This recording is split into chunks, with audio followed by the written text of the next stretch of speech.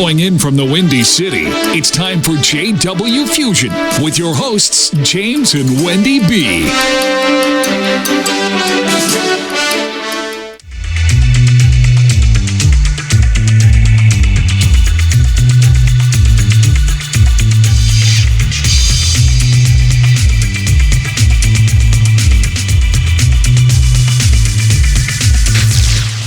Welcome to this week's broadcast of JW Fusion. I am your co-host, Stage Carpenter Barnes, and I'm here with Wendy B. Wendy B. The one and only. I am here. Hey, listen, we got another great show this week, babe.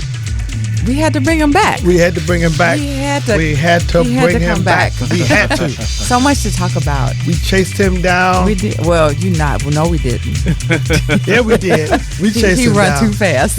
Yeah, he does run too fast. And too long. Right. He gonna wear us out. I would have quit after a block. Right, me too. Hey, you know what? But doing all that makes 50 look good on it. All right, tell the people. Yeah, we got introduce our guest, babe. We have Earl Sewell with us again. All right. Listen, welcome. Well, thank you. Glad to have you back. Glad you honored us with your presence once again. Mm-hmm. So listen, this week we want to kick off talking about he's been quite prolific with his writing. Yeah. So we just have a couple of books. What, the 25 books? 25 novels, yes. 25 novels. Yes. And, I'm still considered, with that many novels, there are some people that, have, far more. Oh, yeah. Yeah, far more. But, 25 is a nice number of books to have penned. Yeah, it's some people haven't read 25 books, let alone written. That's true. It's so, I mean, we salute you for your talent and your gift. Mm-hmm. And I know you bless a lot of people's lives with your writing because you seem to write from a place of life. Yes. So let's start off talking about how real life works its way into your art. Sure. So for me, writing started off as a way to try to understand. I wanted to understand people. I wanted to understand society. I wanted to understand culture. And so it was my way of trying to wrestle with some of the big arguments or social issues that, our society has here. Okay. And trying to, again, find a solution that I thought, would work. And so it starts off with, an argument, or my writing generally starts, or my stories generally start off with a particular issue that I'm trying to solve. Okay. So one book I wrote, for example, called Have Mercy, is a story about what do you do when, and this is a thriller. What do you do if you are a protector by nature? So my protagonist is a state trooper. Okay.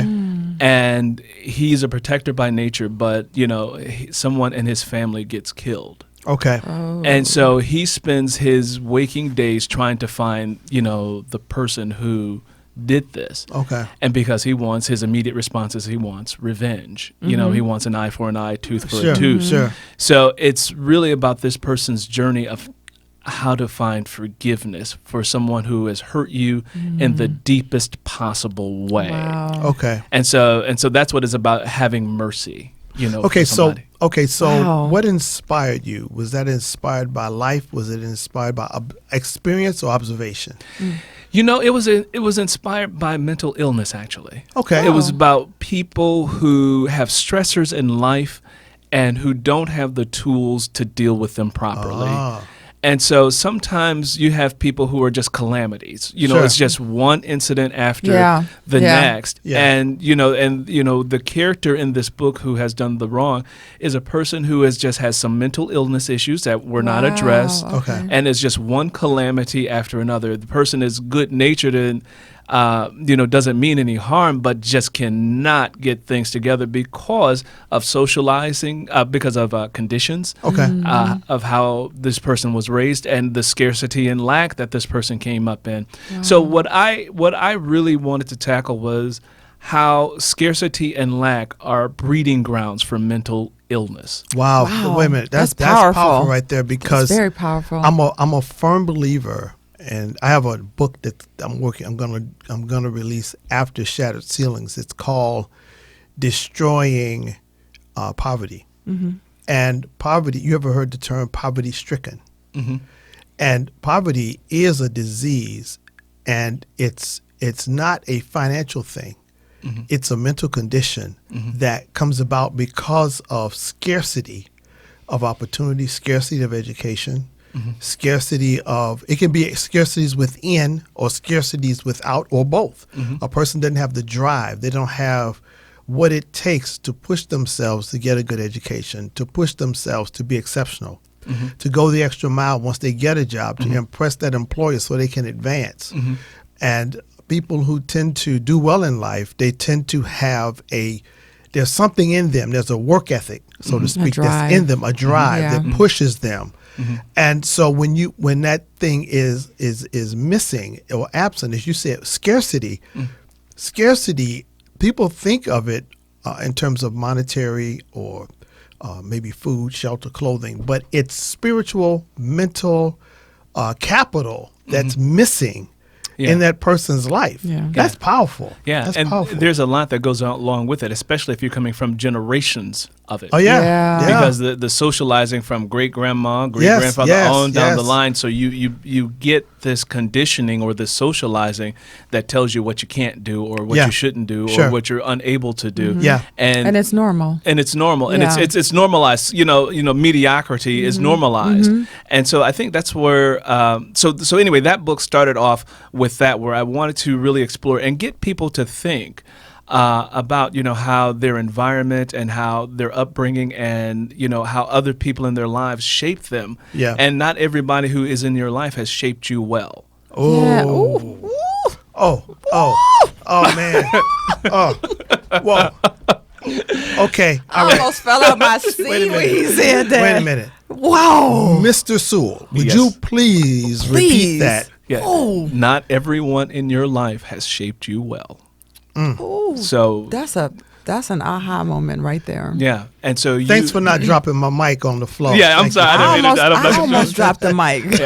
So to dive a little deeper, into that, we all have people who come in and out of our life. People have their entrances and people have their exits. And when we are young, when we are the most impressionable, when our mind is growing and those little neurons are connecting right and left, and we're getting the foundation laid. There are people in our lives that are heavy influencers on us. It may be your Uncle Bo, your Uncle son, or your Aunt such and such, or Grandma this or whatever.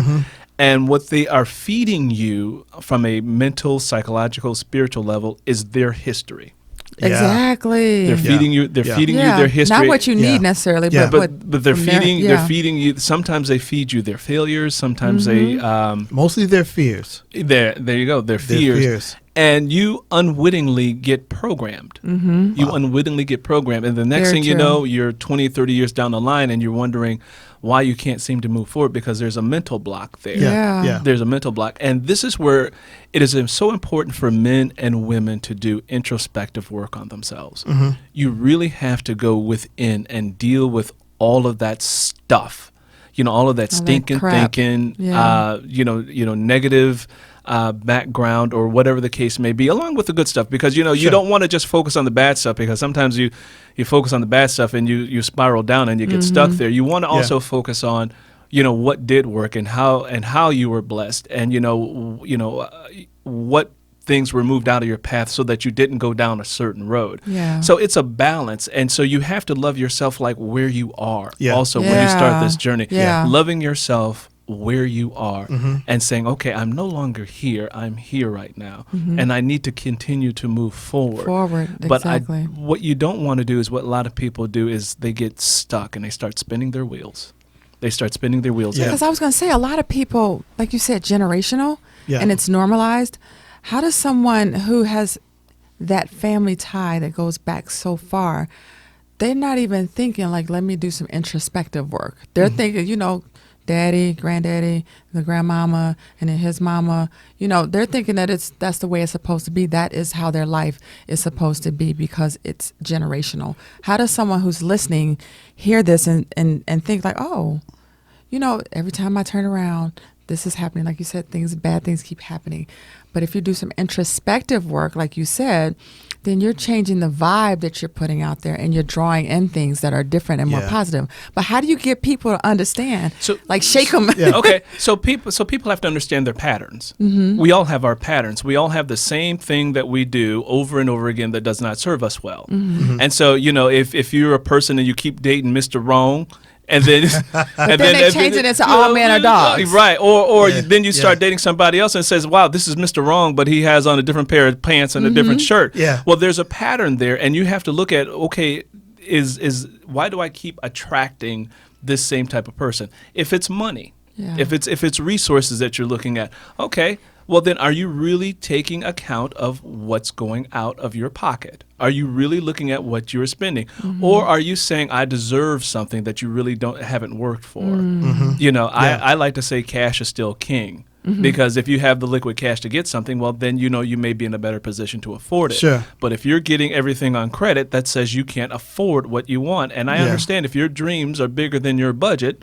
well, then that should be something that you look at. It says, okay, my dreams are bigger than my budget. Then how do I increase my budget? What am I doing wrong? Because I've gone this far, and it hasn't gotten me there. Well, then that sounds like, you need to do the work and say, I need to change course. There needs to be a change. And you have the power to do that. There's nobody stopping you. You have the power to do that. And I will say this, when you decide to change course, don't expect stuff to happen overnight. No. I know. Well, yesterday I ate a salad. I haven't lost any weight. Yeah. Well, you know what, too? Two things. One thing, people measure themselves by the wrong ruler. They use the wrong ruler to measure themselves. And second thing is, oftentimes people wait until the point of crisis to seek change. Because change is usually triggered by something, a crisis, something devastating has happened in their lives. Maybe they've lost their job. Maybe they're about to lose their home. Maybe sickness has come up on their bodies. They find out from the doctor you've eaten yourself into a diabetic situation. Yeah. Now you're going to change. Now you're going to do what you should have been doing and observing and watching. As you say, watch your patterns. Because that's something I started doing when I understood it. I started watching my thoughts because I had a tendency to be very self-critical. Because of my past, I was very self-critical. I grew up like that. As you said, the person that shaped you didn't necessarily shape you well. Like my father was a very strict disciplinarian. So I grew up very obedient to authority, and I'm still very obedient to authority. But by the same token, the creativity that I had as a child, because I'm 6-7 years old, at 7 years old, I could play a Hammond B3 organ, a double level organ, and read the music in the back of the book. I was just advanced in playing piano and playing organ. And I was trying to design spaceships. I used to draw planes and just drawing things because I had a mind to do that. I was very smart. I was so smart that when I started school, I could read. Because of the books I told you I had. From Dr. Senaico. From Dr. Senaico. Yeah. So I'm in kindergarten, first grade. I can read. All right. So they wanted to promote me 2 years ahead. But I was sick with pneumonia as a baby, so I was prone to get cold. So I missed like half the school year. Okay. But I still was promoted because I was doing this so smart. But what that did was the discipline it shut down that creativity that was in me. It shut down It put you in a box. It put me in a box. Yeah. When my mind wanted to soar and expand, my environment said, no, this is what you need to do. You just do it. Sit down, shut up, be seen and not heard. And not heard, yes. Little pictures got big ears. All of those, Yeah, all of those negative phrases that may come up, stay out of grown folks' business. Yeah. If you ask a question, you're asking too many questions. Yes. But that's your curiosity as a child, where you're trying to natural learn. Curiosity. Natural curiosity. The other thing I want to go back to you said, Wendy, how does a person do something like that? How does a person, get that revelation that I need to do something? So here is an exercise for you, for folks that listen. Get your paper. Yeah. So your brain, your mind is a wonderful, wonderful, powerful tool. Yes, indeed. Most people aren't taught how to use it. Yes, Okay. that's true. We just sort of go through life and let, social media, television, music, or hip hop, whatever the case may be, program us. When was the last time you actually went into your brain and actually programmed it and paid attention to what your brain is doing? Because you are not your brain. You are not your brain. You are the awareness of your brain. Yes. And you can become aware of your brain and what it's doing. So an exercise would be, and I'll give you this example before I do it. Right now, somebody may not be thinking about their baby toe. But you stub your baby toe against the wall, all of your consciousness goes to that baby toe. Yes. And it creates a story as soon as it goes down. Oh, God, did I break it? Yeah. How bad does it hurt? Did I cut it? Oh, I'm going to limp. Your mind, as your consciousness goes to that baby toe, it's creating a story all the way down, and it's a negative story. It is. And it's loud. And it's loud, and it's telling you something, and it triggers emotion. Yes. And you get a cortisol flood, and you get all of that stuff that's happening just from stubbing your baby toe, how quickly that awareness, because you're not your brain, that awareness goes to that baby toe. Yes. Okay. So now you get the idea of what I'm talking about, awareness. So just sitting at home, wherever you are, sit still and be aware of what your brain is doing. Yeah. You can hear your brain argue with itself. You can hear random thoughts go through your head that you aren't even thinking about. Another example of what your brain will do, it will start playing a song that you didn't ask it to play. Yeah. And it will keep going. Yeah. So the idea is to pay attention to what you're saying to yourself about yourself and what frequency of thoughts are coming in, because the brain is a receiver of thoughts. So if you have stuff coming in and going out that's unfiltered, unchecked, or whatever, that's leaving an impression on you. Yes. So you have to be aware. It says, okay, that thought really is not true. You may tell yourself, did I eat too much today? Or I feel this way, or whatever the case may be. You have to say, Now, does this mean you have to monitor every thought that goes to your head? No, your prefrontal cortex isn't that strong. But as you exercise that muscle, you will begin like any other muscle. You will begin to catch stuff, and you say, that's not true. And then this is where you find people flubbing and stopping, because they're thinking and their thoughts are, they're stopping their thought, and they're really giving some serious weight to what is it that I'm thinking? What is it that's coming through? As my mother say, think before you speak. But pay attention to what's coming in. And that's just one exercise that you can do to help you get better. Pay attention to what you're saying to yourself. And, and then sometimes you may hear all of the negative things that you've heard about yourself that, go way back here, that have no business up here. And you have to go in and do some mental pruning. And say, okay, this thought it's not serving me. It doesn't serve you at all. It doesn't serve me at all. There's nothing you can do to change what happened in the past. That's the thing that I have been talking about ad infinitum, because scientists call it a past present reality, where your past is right here in your present. You keep pulling it in. So much so holding on to you it. Can't see your future. You can't see yourself succeeding. You can't see yourself coming out of the situation that you're in, because you're still taking this stuff from your past and bringing it up.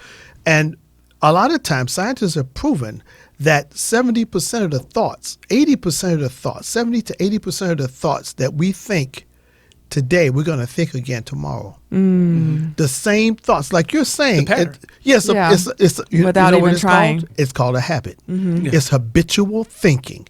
And the voices that you hear, that self-talk, it's a habit that you formed, could have been from your childhood. You were told what you weren't, what you couldn't do, what you're not, and it's still there, but it put on a bigger shirt and a larger pair of trousers because you become older.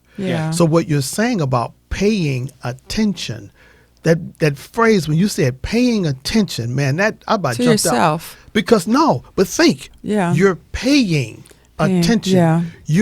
When you pay something, it costs you something.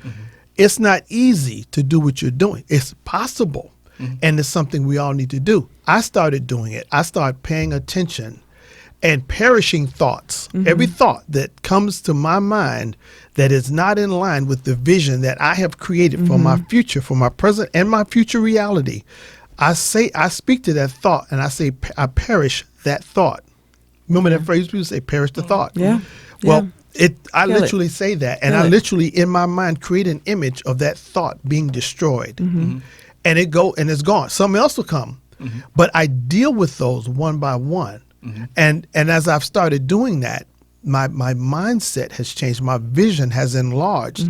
Your because perspective has changed. Yes, exactly. Yeah. Because I'm destroying the walls of the box that I was put in from my childhood, and we're forever breaking out and forever growing. Yeah. So that phrase you said, paying attention, that's important. powerful, man. Yeah. That's powerful. And another interesting thing that we all have to do, that we have to know about ourselves, we have to know what I call our shadow selves. Oh, talk about that. We all have a shadow self, or I call him Negative Ned. we all have a shadow self that is full of self-interest and self-wants, and sometimes can drive us to do things that aren't in our best interest. Okay. So we have to pay attention to our shadow self. There's a reason we have a shadow. That's why, we cast off a shadow. Yeah. There's always that something else that's, following, that's always with you. You're never going to stop all of your negative thoughts. You're never going to stop it. That's going to be there with you until you die. And sometimes that shadow self will catch on to that thought. Like you say, you know what? I know you shouldn't eat. If you're diabetic, you need to leave the sugar alone. Yes. But your shadow self will say, you know what? It's just one. It's just one piece, yeah. And that's your shadow Just one self cookie. sabotaging you. Yeah. Wow, that's good. Yeah. Sabotaging. So you also have to know about that, because again, your mind, this little 3-pound mass is is a center for a lot of things. Yeah, and you have to be aware of it. The other thing that I want to mention to folks is emotion. Well, you talked about the past coming to the front. To me, what I heard are wounds. Oh, yeah. From the past that have been unhealed, unresolved, and they're following you. So you have to deal with your wounds. And I will tell you this, and this is going to be really, really powerful. So my father passed away last year. And so Lenny Gray, which is this book, which is the work of historical fiction that I did on my paternal grandparents, which were his parents. Right. So he was raised by his brothers and sisters. And so their childhood was very impoverished, very difficult. And so all of his life, he carried those wounds from childhood of what he didn't get or what he didn't have or all the way back into Mississippi, which and that's done, that's over, that's gone. Gone. And the people that he had grievances with had passed on and died. You're still holding on to it. And it wasn't until I sat down and read this book to him and we actually explored the complexities of the situation and the story. So you were able to read this book to your father? Yeah, yes. Wow, okay. And when we explored that and had that conversation, that difficult conversation, that he did not have the language or the knowledge that he needed to have these conversations, to talk about these situations, to see perspective differently. And when he finished the book, the one thing that he said that stuck with me, says, I never looked at it like that. And I could almost see the weight of that. What a blessing that was. Lifting up off of him, because he had been carrying this weight for 70 years. Wow. That's so for long. 70 years. And it bogged him down. Yeah. It caused emotional disturbances. Sure. It caused psychological disturbances because he hadn't, he wasn't in an environment where they said, hey, you need to do some introspective work. And so when we sat down one-on-one as two grown men and we did this introspective work, because I had the language to sort of help him. Assist. To say, come on. Yeah, I know that's tough. I know that's difficult. I know it's a thorn. I know it's a hurt. But come on. Just keep on coming. Get to the other side of it. And you get to the other side of it. And when he began to understand, and I'll give you one of these things that, was really interesting. And I'll give you a really good example of how something that is a different force can have an impact on you. So the man who raised him was his brother. Okay. His brother served in World War II, served the country in World War II, came out of rural Mississippi with a very little education. When he went into the Army, his job was to recover dead bodies. Wow. Oh, wow. Okay, somebody has to do it. Someone has to do it. So that was a trauma for him as the brother. A recurring trauma. A recurring trauma. So the brother ended up having to raise him as a little boy. Okay? So what does the brother do? Tells him all of the horror stories of war when he was a little kid. Yeah. So whenever I would come visit my father, what's he watching? Horror movies. All the time. So I said, why are you watching horror movies all the time? And he says, I don't know. I said, well, what do you think about when you watch the horror movies? He says, my brother. And I said, well, do you see the connection there? Yeah. Your brother's trauma, you have inadvertently from childhood, because his brother was old enough to be his father. Sure. Inadvertently from childhood, started carrying the burdens of war and horror of your brother. Never experienced because Wow. So you have to look. That's probably, like I said, everybody who shaped you did not shape you in the best way. Now, did the uncle mean to do that? I was about to say, it's not malicious. It wasn't malicious. Yeah. It was just something that happened, and that's why I said when you look at that shadow, that shadow part says, watch a war film, you'll think about your brother. Watch a war film, watch horror, you'll think of, and it's like, you have to stop. He died in the 80s.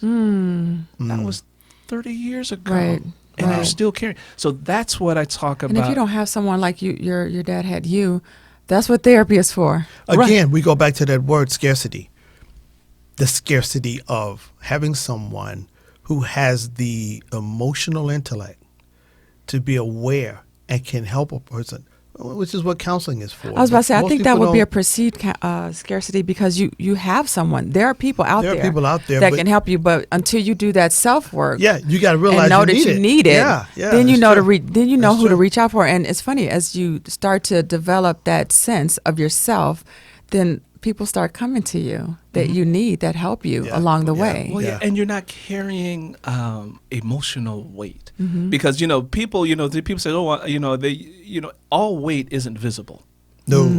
Okay, because you can be carrying stuff on the inside of you that is a heavy load. And we're constantly shifting emotional loads all day long, trying to manage them.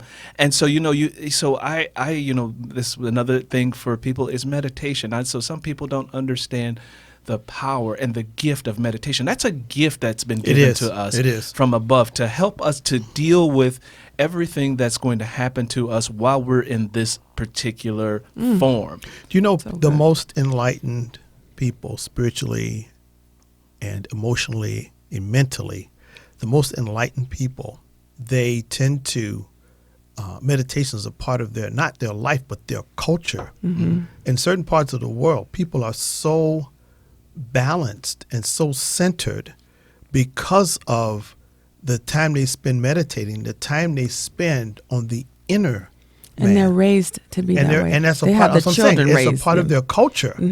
Like our culture is watching television, going to the park, going to the pool in the summer, having a picnic. Their culture is certain time of the day you meditate. You get up in the morning, you meditate. You go within and you search. Or or even sometimes I see people out in the morning doing Tai Chi. Just having that moment of spiritual bliss.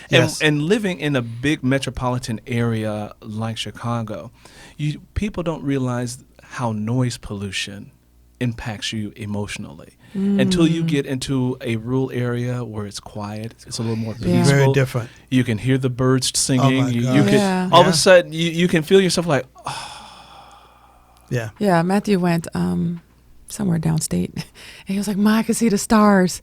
Yeah, it's a different feeling. It's a different feeling. It's a different feeling.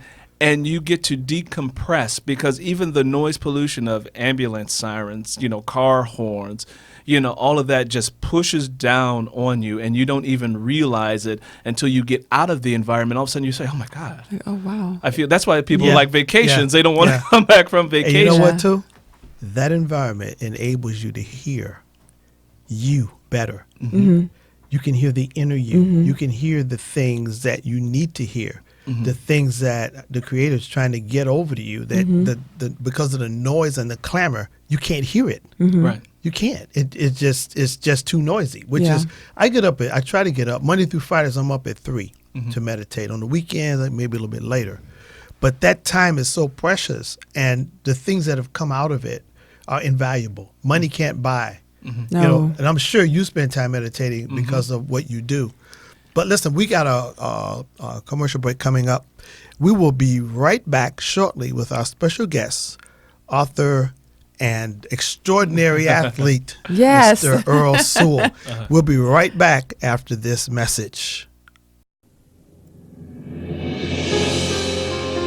This book is the story of Jameson Harold Donovan, who lives in the city of Sussex Falls. Feeling trapped in his dysfunctional marriage to his wife and a stranger to his own children, thoughts of suicide dominate his waking hours. Jameson discovers he was selected before birth by the Almighty to receive quasi-angelic abilities. Between the ticks of the clock.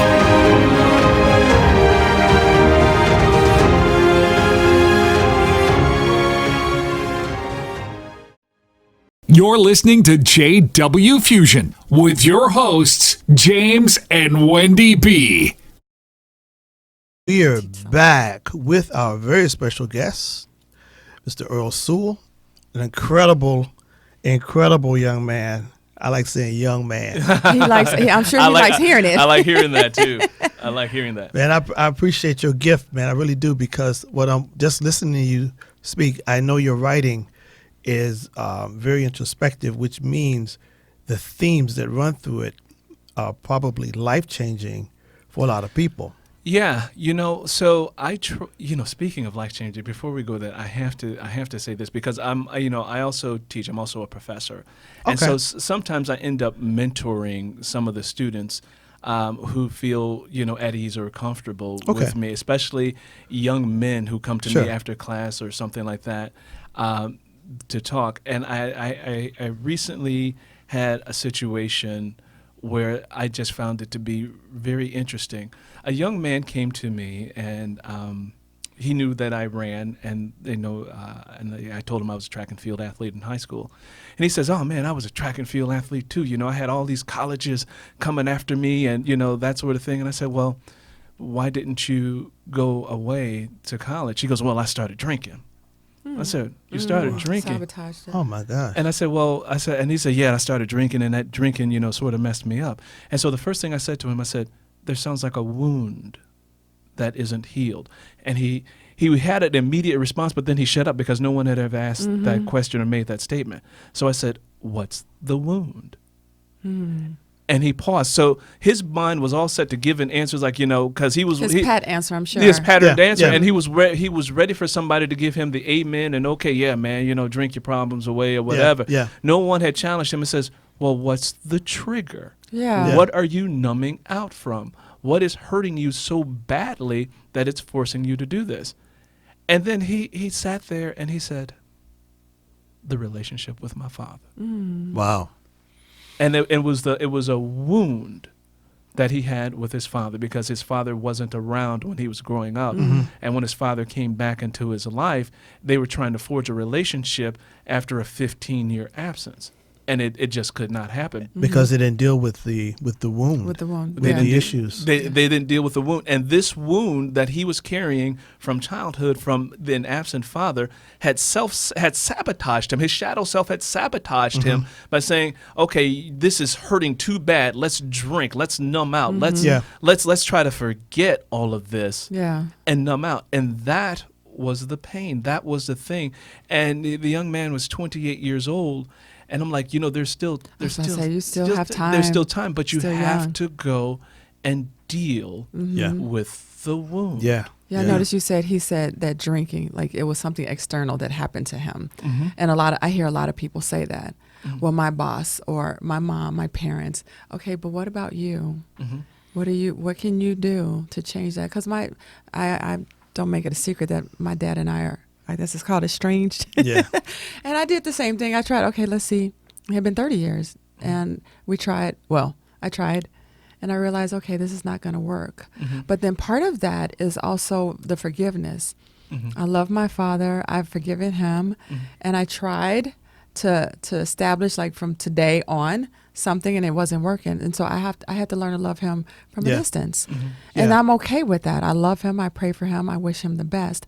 But as far as a relationship, that's not something that we can have today. Well, you know what, too? Forgiveness is always for you, not the other person. Yeah. And forgiveness does not necessarily mean reconciliation. Right. Because some situations, there can be no reconciliation because the other person isn't willing to come into it. Reconciliation means to reconcile. Yeah. You need two parties or more for that to happen. Yeah. So if that other person isn't willing, then all you can do is forgive them. Yeah, he was stuck in the and past. then you heal within yourself. He's living in the past. Just from your conversations, he's living in a past, present. His past is so in his Deep. present, he has no present. And he can't even see a future. Yeah. But I had used that, and I had, that's why I was asking you the question about what if people don't know. Like, I had this thing that, I'm going to date somebody, and they're going to be great. But I'm waiting for the other shoe to drop because it's going to drop. But then I had the confirmation when it happened, not realizing that I was causing it to happen because of the expectation I had out of the relationship. Expectation is huge. Yeah. When it comes to faith, when it comes to believing. Yeah. It had to take me going to counseling to realize and understand, okay, the next people you meet, just take them for who they are that day. And today was good. And James said, I would tell you all the time, today was good. Yeah. I'm not trying to. I'm not the shoe. I don't see a shoe, but it took that work, and you have to do that work. Well, and that's the work that a lot of people, struggle with doing, because the last thing it's I'll not say, easy. Yeah, the last thing I'll say, before, as my father approached end of life, the one thing I'm glad I did is I sat down and I interviewed him. Yeah. Oh, wow. And I got to ask all of the tough questions. Yeah. So it was really interesting because the little boy Earl came along, but he didn't drive. Okay. So I brought the little boy Earl along, and the little boy Earl asked the questions, and I asked the question. I said, "It's okay, this is just you and I, just talking, just talking, and understanding, and understanding because now I had did the introspective work." And I went back in the family's history and pattern. Sure. I understood. So you could handle emotionally the conversation. Right, I could handle it. And so I got to ask him questions. What did you spend too much time wasting doing? Where did you waste too much time? Wow. And he That's answered, good for people to do nowadays. Right, yeah. And he said, I wasted too much time drinking. Little boy Earl was like, I'm glad you acknowledged that. Yeah, it helped you, but then it helped him. It helped them. It helped him, and so then he knew that. He knew that, but he never acknowledged never verbalized, that. Yeah. Nobody ever asked him. Right. Well, yeah. Nobody and ever that's a asked good him. question for us to ask ourselves nowadays. Right. What am I I spending said, too much time doing? When did you start? And he said, my crazy friend Chris got me started way back when we were 16 years old in high school. Yeah. That's that past. That's that past. I started at 13 in 8th grade. Wow. we were drinking on a regular. And it was only because of I overdrank once, one New Year's Eve. That's such a bad feeling. It was horrible. I was 14 years old. I never will forget. It was New Year's Eve. We drank a fifth of vodka. Jesus. How many of you? A fifth of, it was 3 of us. We had a fifth of vodka, and we had a fifth of cold duck. Okay. And what is cold duck for people who Cold don't duck know? is like it's cheap wine. Okay. Mixed with some vodka. Mixed with vodka. And we drank that, and I was so sick. From that situation, I stopped drinking. I didn't drink again until my high school graduation night, and it was very minimal, just celebrating. But I didn't even want it. Yeah. But it did something to me. Now, later I started doing drugs, but I didn't mess with alcohol too much because of that. That was a very traumatic experience, which was a blessing because I could have been an alcoholic. Easy. At 13 years old? Yeah. A lot of times it starts that way. Yeah, you start it young. does. So that's the blessing in it for me, because I understood the environment that caused, because my granddaddy apparently, was making that Thunderbird or whatever. That hooch. Yeah, and that just sort of trickled down as like a maturation into manhood, to have a drink or whatever the case may be. Yeah. But the blessing for me is I saw how it ruined health. And so I never drank. And that's a good segue because you healthy. Yeah. You real healthy. Yeah. So it's one of those things where I just realized that I want to keep this vessel as healthy for as long as I possibly can. And that's just not only physically, that's spiritually, and that's mentally, and that's emotionally. Because, it's all of those. It's all of those. Because if you think of all those things like a table, a four-leg table, sure. If one of the legs breaks, then you're leaned in a particular way. The other thing I would like to, share with folks is that although all of those forces come into your mind and, may cause you pain or to do things that aren't in your best interest, there's also things that come that do you very good. And I'm quite sure everyone can think of something or someone who was a real blessing in their life that helped to shape them and helped to move them in a good direction, or even something you did for yourself that helped you to move in a better direction to make a dream come true. Sure. Because we are all filled with dreams. Some of our dreams are behind a dark cloud, some of them maybe behind the wall, but there's a dream. There's a dream there. And in order to make a dream happy, you really have to get your mind right. You do. You have to get your mind and your emotions focused in the right way. Because you can have a thought, but if there's no emotional connection to it, you're not going to do anything. So there may, like for me, there may be people out there who want to write a book, or they know they have a book in them. And people say, oh, I want to write a book. Okay. A lot of people say A lot of people say that. Yeah. Hey, before you continue, studies have shown 80% of the American population has expressed a desire to want to write a book. 80% of the population. Yeah. Okay, go ahead. Yeah, the question is, are you willing? Are you willing? Are you willing to do what it takes to get that published? And to get it done well? Are you willing to do it? Because writing or anything is not an easy endeavor. It's it's a laborious slog. But when you get to the end of it, there is a gift. There is a reward. There is something that your spirit gets. You get a very deep spiritual payment from it. And that's just not with writing. That's just with anything you want to do. You have to ask that question: am I really willing to do it? You may want to start a business. Are you willing to do? Are you willing to give up weekends? Are you willing to work long hours? Are you willing to be of service? Are you willing? So everybody, a lot of people just want the prize at the end, but they don't want to do the work.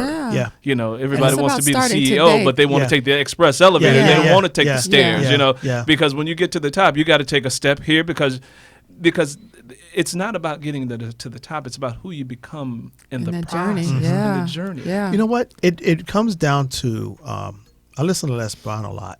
And one of the things he says is he learned early on in his life in high school. He thought he wanted to be a football player until this guy knocked the stew out of him. Yeah. He got up and said, he didn't know where he landed. Worth it.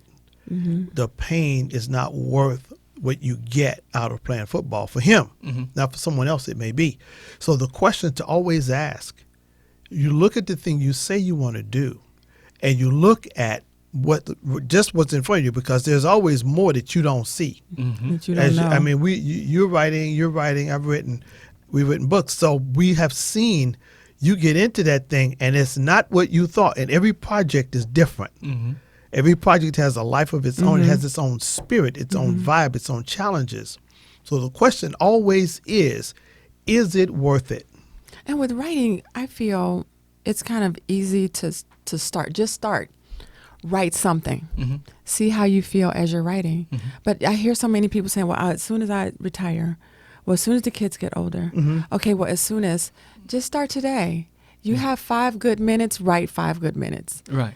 And then that 5 minutes, it grows. Yeah. And then you'll see. Maybe you'll be like, you know what, this isn't all I thought it was going to be. It's just like Earl said on the last show. He said that he was running, I don't know if you were running an Ironman or a half Ironman, and you were saying you had that battle within, and you said put one foot in front of the other. I remember that. You said put one foot, just get that foot in front of that one, and get that foot in front of the next one. And you do that. You like playing a game, I believe you said. And it's like, get that foot in front of the other foot. It's the same thing. Get that paragraph, get that sentence done, get the next sentence.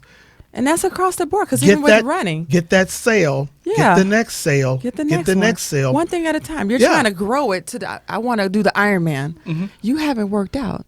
Get out and walk. And there are so many people who have said that and haven't done anything. And we're not talking, they're 30-something. We're talking people 50, 60, 70, as I showed you earlier, showing 80. 80, yeah. Who do it. Matter of fact, I just saw a video of a man that was 102 running the 100-meter dash. I saw that. Yes. I saw that. Was that on YouTube? Yeah, it was on YouTube. Yeah. I was sitting there saying, now that's me. That's me. It's like, I'm going to be 100 because I'm going to beat him because I'll be 110. I was sitting there saying, I'm ready to go. Yeah. And so that's the thing. I mean, to be 102 and still be mobile and still have that spirit within you. Because that's where it comes from. Yeah. It comes from that engine, that fire within you that drives you. And you know what? That fire within you, that engine, that power train, so to speak, within us, it starts with dealing with your mentality, just like Earl said. You're dealing with the inner you, your conscious mind, your subconscious mind, your analytical mind, and the various aspects of your minds. Yeah. Getting them healthy, getting them sound. And there used to be a saying, I forget what channel it was when I was a kid. It was a cartoon thing, like Romper Room or Captain Kangaroo. You're going back too far, babe. I know I went too far. Like, wait, what? They used to say, eliminate the negative, accentuate the positive. It was a song. Wow. Eliminate the negative, for today. Accentuate the positive. Okay. The world we live in has become so saturated with negativity. I mean, there's so much negativity that there's people who are just hating other people, and they don't know why. Mm-hmm. It's like they've been told you're supposed to hate them, so I hate them. But what did that person do to you? Yeah, that ain't the point. You're right. Yeah, don't make me have to question my logic. Don't make me have to question or illogic. Yeah, don't make me have to question my rationale. Yeah. Because, we as human beings, we do things that are, not rational. Mm-hmm. We're not as rational as we like to believe we are. No, yeah. No. But, even with all of that, for you, your brain, your mental space is a prize. It is. And what you allow into that space matters. So if you're plugged into the negative news cycle or the negativity like of whatever. CNN is always on. Sure. Yeah. If you are plugged into that, that's what you're feeding yourself. Yep. So if you want to change your frequency, change your channel, and do something extraordinary, change the channel. It's just as simple as, what are you feeding yourself? If you want to start that business, if you want to do this, are you feeding yourself the right food, or are you feeding yourself, that's good. The that's negative good. thing? That's good stuff. You got to feed yourself. Yeah. You got to feed yourself the right food to get you to move forward, and then this is where it comes, where you surround yourself with the herd that's going in the same direction that you're going in, and so that you can learn from each other in that herd. But if you say you want to do something, but then, I like to say this, if the tongue in your mouth and the tongue in your shoe are going in opposite directions. He's dropping bombs today. That's a problem. Wait a minute. Let me say this. Whoa. He has given me two titles. He dropped 2 bombs today. Because I'm thinking of writing a book, Your Shadow Self. And the second book would be, Your Tongue is Going East and your shoes are going west. Love that. Hey, if the tongue in your mouth and the tongue in your shoe are going in opposite direction, that's called confused. It is. That's called confused. That's double-mindedness. Yeah. Right. It is. So, but when you can get the tongue in your mouth and the tongue in your shoe to go in the same direction, you are a powerful human being. You can get stuff done. Yes. And watch how all those negative people drop off because they see something in you. They see a spark. They see a fire. They see a drive. And then watch out, because when you do that, the outside saboteurs may try to come in and try to like my father had this saying. He said some people can mess up a one-legged parade. A man with a one leg and mess up a man, trip a man with one leg in a parade. Oh man. But when you get that happening and you get flow, and you get purpose, and you get that emotional content that goes with it. You flow in that vein, and you have the wind in your sail, and you can move. The impossible suddenly becomes possible. Yeah. Whatever you thought was like too big or too giant, or it was going to take a Herculean effort to do it. Sure. The next thing you know, you're moving in there, and you say, "Yeah, I'm going to take on that challenge. I'm going to take on, and I'm going to enjoy the journey." But that's really getting everything in alignment and going the way you want it to go. Now, even with that, be aware that sometimes stuff may get there's going to be bumps in the road that should rattle it up, but eventually you have that lever where you go click click, and you put it back in there, and that's called focus. Athletes call it flow, or sometimes a commentator says they were unconscious when they did that, or you see people momentum. Yeah, you get that going, and we all have the capacity to do it. We just waste it doing things that are meaningless, unproductive activities. I want you to speak to. We always run out of time. Let me say this too. You mentioned the idea of having, I call it an intention, and then having the emotion. The scriptures talk about the effectual, fervent prayer of a righteous man. People attribute that to religion, and it's not limited to that. That's a life. The Bible is the book of life. It's not the book of religion. So when it says the effectual, fervent prayer, effectual means that's something that's logical, sound, and effective. It works. Fervent has to do with emotion. Fervent means heat. It means hot. It means passion. So when you have an intention and you couple it with passion, and then when you say a righteous man, what does that mean? Righteous man, a man who is connected to his creator. That's what righteousness is. You're in connection with and you're imitating the creator. So you have you're a person who has an idea that is sound, solid, and you've thought it through. And now you've coupled it with your emotional passion. Now, our thoughts generate electrical current. Our hearts generate electromagnetic current.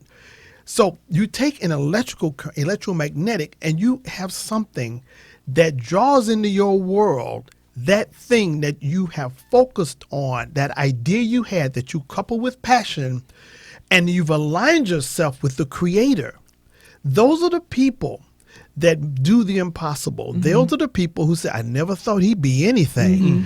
I never thought he could do that. I didn't think he could do an Iron Man at his age. I didn't think he could write 25 books. I didn't think he'd be able to launch a television show and launch an initiative that changed the culture. And when a person adopts just that simple mindset and apply it to every aspect of their lives, you're unstoppable. You're unstoppable. And nobody can tell you what you what you can't do, because you have a belief. You believe. And you mentioned Iron Man. So the Iron Man competition, I'll stop with this, mention this real quick. When I decided to do that triathlon, I was afraid. It was such a Herculean thing to do. I was afraid. I mean, I had my share of panic attacks over it. But on the other side of those panic attacks was my prize. Was my prize. I had to go through that. Iron Man taught me so much more about myself, because I was doing something that was a huge physical feat. And when you're in pain and when you're in discomfort and you find a way to keep going anyway. Whether you're doing an Ironman or whether you're going through life. No one gets through life unscathed. No. There's no such thing as a drama-free life. We're all going to have some drama. But it's how you show up, which really matters. Now, it's going to be tough. Anybody who tells you there's something called easy street, there's no easy street. The world may tell you that there's an easy street. There is no easy street. You are going to have some stuff that happens in your life. Life will hit you in your mouth and knock you down and dare you to get up. So it's up to you how you dust yourself off. and get up. And regardless of your history, regardless of your family's history, regardless of your past, what your mama didn't do, what your daddy didn't do, what you didn't have, you have had people who come up from absolutely nothing. Yeah. I and agree. change the world. Yes. Yeah. But listen, I want you to talk about that since we're on the Iron Man thing. We got about 5 minutes left. Mm-hmm. I want you to talk about what mental gymnastics, what mental things you did within to get through when you're going through that valley of the shadow of death. Mm-hmm. Because there's a point you come to where once you break through, it's like the sound barrier. Mm-hmm. You know the story of the sound barrier. When the closer you get to it, the more it shakes. Mm-hmm. And once you break through that, the sound is behind you. Yeah. Now, so talk about what you did, Earl, to break through in that event that people can use in life. So first of all, before taking on any task, I have to get my mind right. So before doing that, it was meditation and constantly feeding my mind images of other people doing what I wanted to do. Okay. Social media is good for that. YouTube, is endless. Is endless. So every morning before my mind starts its negative stuff, something positive. Mm-hmm. Watch it. And then it was all the creative visualization of believing and actually seeing myself doing it.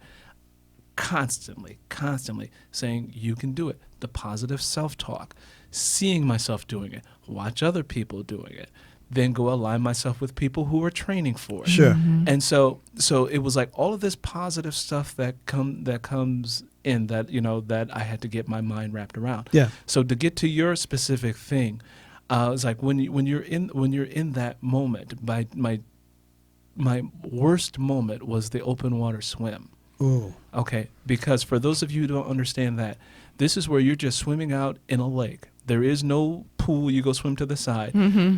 There is no stopping, you stop, you drown. They'll get you. Yeah. They'll try to get you before that, but I did not want to. I told myself, you will not stop, you will not quit.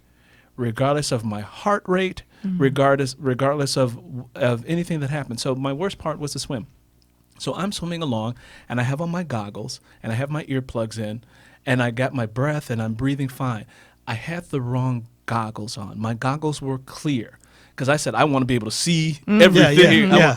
I needed goggles that were tinted from the sun. Yeah. So I'm swimming out. The sun is brutal on some water. I'm swimming out, and I'm like, oh, man, I got my stroke. I'm fine. I'm like, oh, yeah, I'm just passing one buoy. It's like 8 buoys out, 3 buoys cross, and 8 buoys back. Yeah. I'm like, oh, buoy 4, buoy 5. I said, oh, I got this. I'm calm.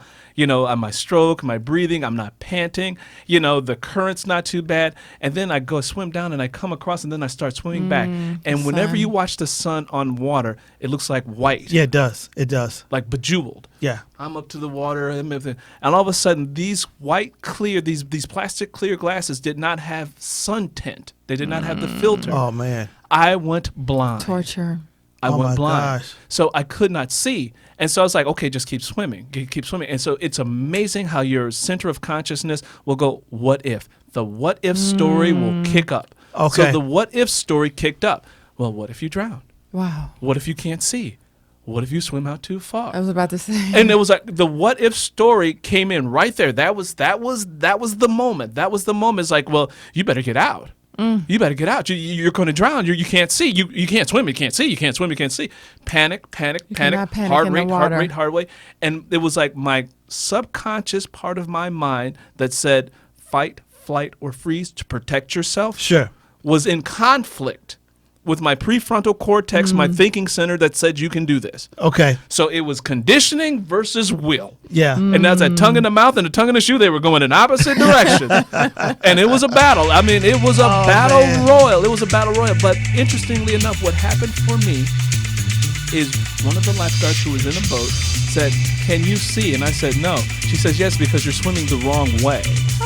And I was like, now I'm doing extra work. So now my brain is really going. She says, look, I'll just row right next to the buoy, and you just sight me on the side. And every time you come up and you see me, you know you're going in the right direction.